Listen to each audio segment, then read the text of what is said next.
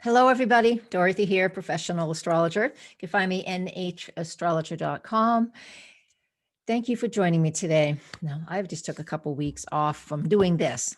I've been working with clients the whole time, but here we are. I want to talk about the next couple of weeks, so approximately the next 10 days.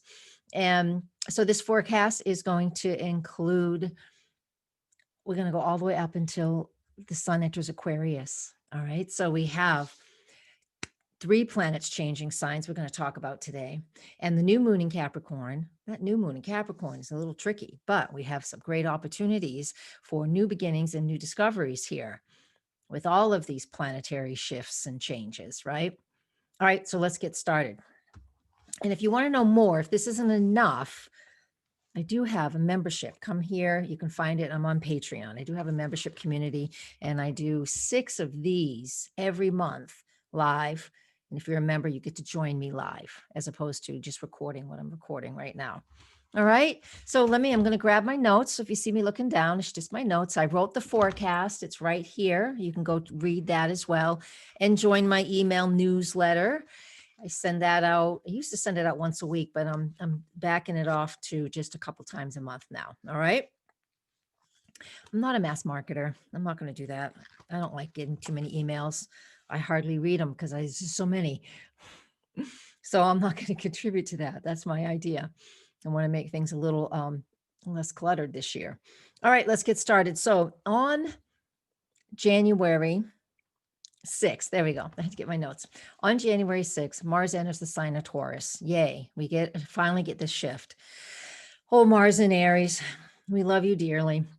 You always help us to speak up for ourselves and fight for what's right.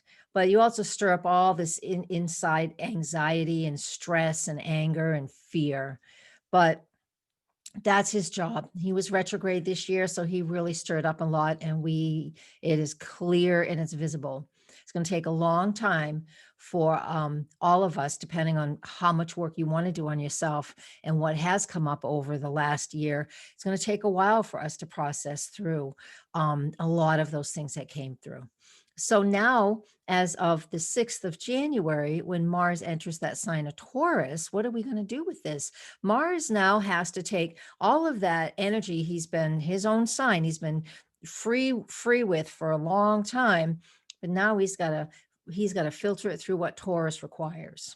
It's like putting on new clothes, a new garb, right? What we're donning, what we're wearing is the zodiac sign. So this planet in Taurus, now there are many ways we can look at this, and you're going to decide how you want to use it. We can become more patient, more tolerant, more understanding, and more accepting of what's going on. Those are amazing qualities of Taurus. But some people are going to feel stressed and frustrated because Mars wants action. And depending on how this interacts with things in your own personal chart, will decide. But it's a free universe, a free will universe. We get to decide how we want to use it. I'm going to do my best to be very patient and tolerant and accepting, especially of myself. We can always start there. If we can't even see or figure out how we can do it for anybody else or any other situation in our environment, at least do it for yourself, because that's the perfect place to start. So Mars will be in that sign for 8 weeks, and that will give us ample opportunities. So we'll need to slow down, and we'll need to recognize what it is we value. And those folks and those of us, and it doesn't mean you can't feel both of these things in that time frame. Like, you want to be patient and tolerant and accepting, but then you're also feeling very stressed and frustrated. So as Mars is getting closer to Uranus, which that conjunction happens on January 20th. I'll talk about that and the sun in Aquarius in my next forecast, which will be just next week. But in the meantime, Mars coming closer and closer to Uranus, we're really going to be feeling a lot of stress. And what does this mean? This really has a lot. There's a lot here that, we may even see a lot of course, we're already seeing it, rebellions and a lot of, what am I trying to say here? Let me check my notes. I got a little stumbling. Hold on. Okay, I had to read my notes. I got stuck there. That's what squares are like, especially fixed energies are like, especially this Mars and Taurus. It's like, how do I say this? So you just got to experience it firsthand. And it happens a lot, doesn't it? So there will be a lot of rebellion in the streets, but there's more to that. So I wanted to talk about that. What next? And what that is Mercury finally enters the sign of Aquarius, and that's on Friday, right? Friday the 8th, Mercury enters Aquarius early in the morning, depending on your location. And then a few hours later, Venus enters Capricorn. So what does all this represent? Well, first off, when Mercury enters Aquarius, now he's going to be in this sign for quite a while. He's going to be in there for 9 weeks. So January 8th until March 15th, because Mercury will retrograde. He goes retrograde the very end of January. And I'll talk about that later. I always do a separate video for Mercury retrograde, so watch out for that. So what we have an opportunity here is with Mercury in Aquarius, it's not in its rulership or exaltation, but in Aquarius, it's the third and final air sign. And Mercury loves to be in an air sign. I mean, he rules Gemini, right? Then there's Libra, and then there's Aquarius. So when Mercury's in an air sign, like his natural rulership, he's pretty happy there, even though it's not one of the exaltations or rulerships. And so what are we going to do with this? This gives us this opportunity for us to break away from the old ways of thinking, those old patterns of thinking, clearing out that mental clutter that's been going on for a long time. And Mercury's in Aquarius once a year. It retrogrades in that sign every 3 years or 4, 3 or 4. Actually, I don't remember. But when he's in this sign, he has the support. He's going to be interacting with Jupiter and Saturn as well throughout this trek through Aquarius. And then the sun is going to get there. Needless to say, we have this opportunity to break away from the old mental clutter.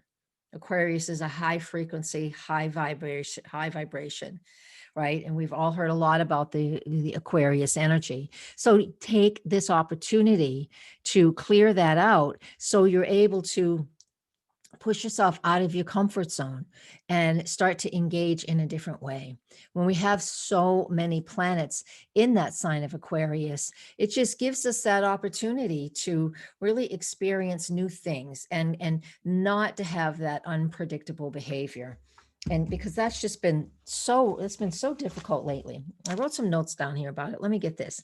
This Aquarius stuff helps us to elevate and move beyond our predictable behavior so we can explore and expand our lives into more, right? So this is what I want us to focus on and how I want us to really engage with this energy of Aquarius. Now, during this time, Mercury will square Mars, and he'll do it twice because Mercury will retrograde in these two fixed signs. All right. Taurus and Aquarius. They do square off a third time, but by then they're both in the next sign, the mutable signs. So the first square is on January 8th, and the second one is February 10th, and that's when Mercury will be retrograde. So I'm going to mark these on your calendar because this is when things can get really tense, right? I know. We think Mars conjunct Uranus is tough, and it definitely is. But with Mercury squaring Mars at these points, this is where we can really feel those limitations. So mark this stuff, like I just said, on your calendar, because this is when we around us and even within us can feel significant tension and stress, especially a couple days on either side of January 8th and February 10th. There's a lot of opportunity here to become very aware of our self-imposed limitations. So work on that too. Make sure you check that out, check in with yourself so you can release those things and evolve beyond it. Okay. This is some of the things that we really want to stay focused on. Now, also in this time frame on Friday, especially Friday, January 8th, Venus enters Capricorn. Venus is of course love and romance and beauty and that soft energy of the heart, right? But in Capricorn, she is a little more working, right? She's a little more oriented towards hard work, structure, respect, honor, being practical. Not really keywords you hear when you're talking about Venus, but just like the other planets, whatever zodiac sign the planet's in, they've got to filter their energy through that sign so we can receive it. So this is telling us that, and asking us to recognize the things that are the people and the circumstances and how they're important to us, how we want to maybe take something casual and make it more permanent, how we can take our money and our finances and be more responsible with it. There's a lot of ways that we can use this Venus in Capricorn. It will go for 3 weeks. All right. Next, I want to talk about the moon, the new moon in Capricorn. 23 degrees of Capricorn. Now, if you live anywhere west of the East Coast of the United States time zone, it's going to be on January 12th. The rest of us in the world, it's on January 13th. Just look at your local ephemeris to find out what time it is for you. But for us on the East Coast of the United States, January 13th at midnight, boom, midnight, new moon, 23 degrees of Capricorn. What is this telling us? 23 degrees of Capricorn, if you've been paying attention, some have, some haven't, but that's where Saturn, Jupiter, and Pluto back and forth all 2020. Pluto will go back to 23 when it retrogrades later in the year.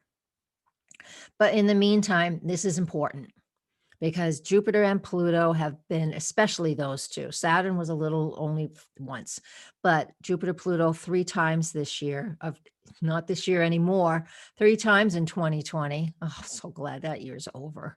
I know it's still leaking into now, but it's still woo, kicked butt. So I drank rest.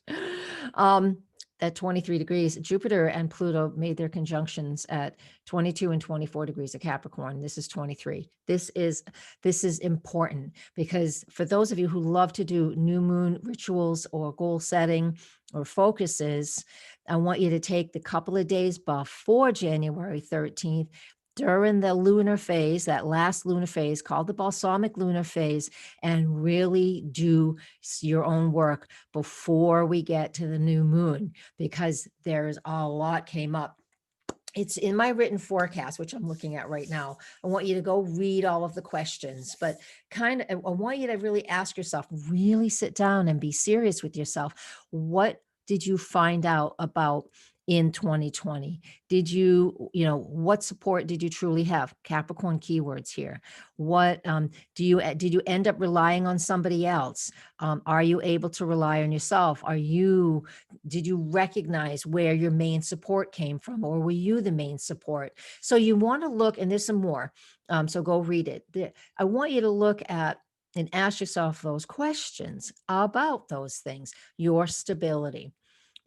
And then if you can recognize or see where things didn't feel stable, then when we get to the new moon, but not before, when we get to the new moon, I want you to then set your goals based off of how you can work to rectify what you didn't feel as you had support, or to just to set real strong structural goals for yourself, because you really want to make that this new moon, you want to really implant some solid foundations for what's next, because we really want to create enduring situations, and so we can know how to depend on ourselves.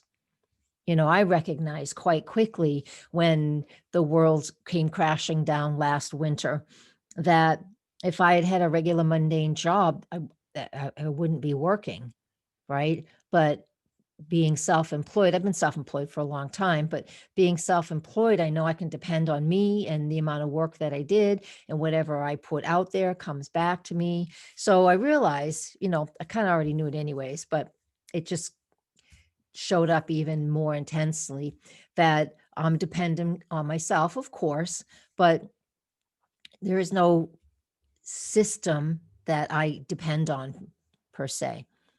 That's just my thing. You guys, you're all going to have your own thing. If you want help with that, private sessions, here we come.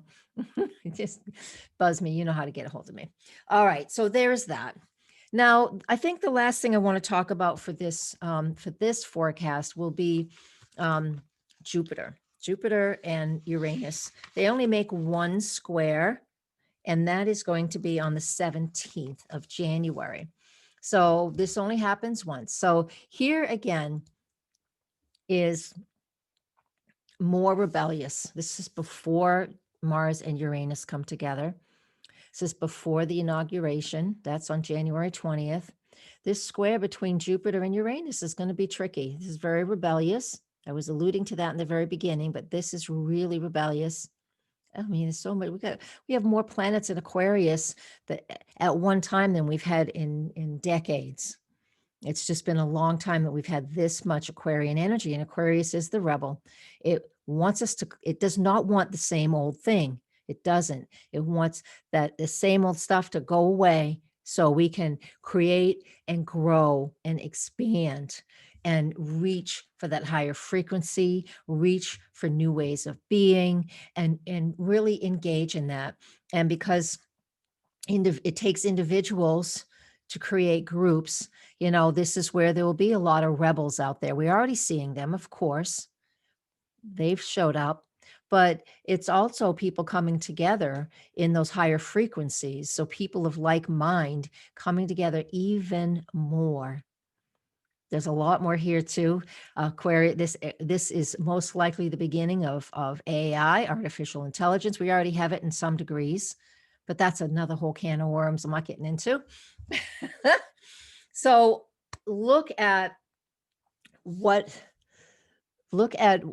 you feel like you can be a rebel in your own life if you're not somebody who would be an activist. Be it in your own way. Be it however you feel it's appropriate. All right. Yeah, I'm going to leave you with that. The next forecast is going to be about, I'll start with the sun in Aquarius, and we also have other things going on that week. Oh yeah, that's that Mars-Uranus conjunction on the 20th.